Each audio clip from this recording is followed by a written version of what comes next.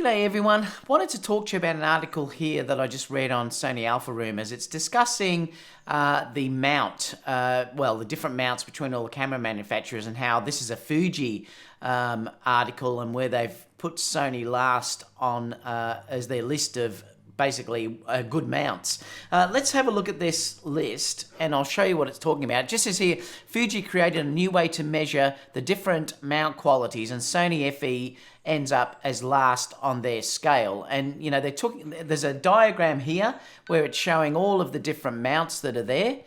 And you can see if you look at the Z and also the Fuji mount there, that they're very, very large. The Hasselblad obviously is very large, and you can sort of see where the Sony E mount sort of sits in between. So it's quite an interesting argument.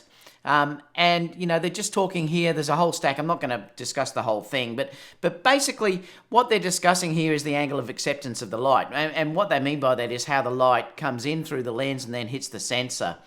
And it's quite interesting, but they've put Sony down as last. But there's some interesting facts about this, and it's not the be-all and end-all of everything that's going on here, because there's a few things that have to be taken into account. So what they're saying is that it's harder to design lenses for the Sony mount than, say, it is for the other mounts. Now, that may be true in some regards, but it certainly hasn't hurt Sony with, say, their G Master lenses, which are excellent. So the areas where this could affect is obviously you could have more vignetting. The larger the mount, then obviously the less vignetting that should occur on that sensor. And I suppose now that's really irrelevant, really, because with today's big dynamic range in the sensors, it's really easy to correct that automatically and import, say, into Lightroom or something like that. So it's not really even an issue anymore like it used to be. We already know that Sony can produce or could produce 0.95 lenses because they exist in the marketplace already.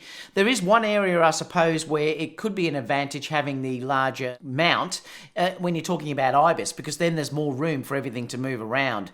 And that's one issue, I suppose. If you look at the Nikon Z cameras, I believe the IBIS is slightly better. We are getting 5.5 stops now, though, in the IBIS on the Sony cameras, which I think is amazing. And I think it's only a matter of time until they start to use something like what DJI and companies like that are doing and processing that as part of the sensor as well, or processing it as part of the camera. And you're probably going to find that it will end up using digital stabilization as well as IBIS, and I think that's probably the way the future is going to be. And I'd love to know your opinion about that, whether you think that's probably what will happen. I think it may be a mix in the future.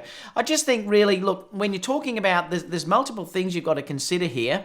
I think Sony did the right thing in the fact that they only have to design lenses to the one mount. And I discussed this in yesterday's live. And it's interesting that this has come up straight after, because if you think about it, we don't have to research multiple lens mounts. And that's one great thing. Like Canon and Nikon have to do multiple mounts. You know, they've got to, say, produce for the Z camera as well as their digital SLR mounts. Canon have to do the same thing as well. And therefore, they're splitting their research between multiple lenses, and that can be a real problem, or multiple lens mounts, where Sony don't really have to do that because you can use the lenses on both the APS-C as well as the full frame mounts. So I'd love to know what you think about this. Let me know in the comment box down below. I really don't think it's an issue at all. I think the quality that we're getting, particularly from the G Master lenses now, are outstanding. If you look at the results they're getting from the 135, that's up there with the sharpness of any lens that's available. So I think that what people are saying, like this article, I think is a bit flawed, but I'd love to know what you think about this. Leave it in the comment box down below, and I'll see you all soon for the next video. Bye for now.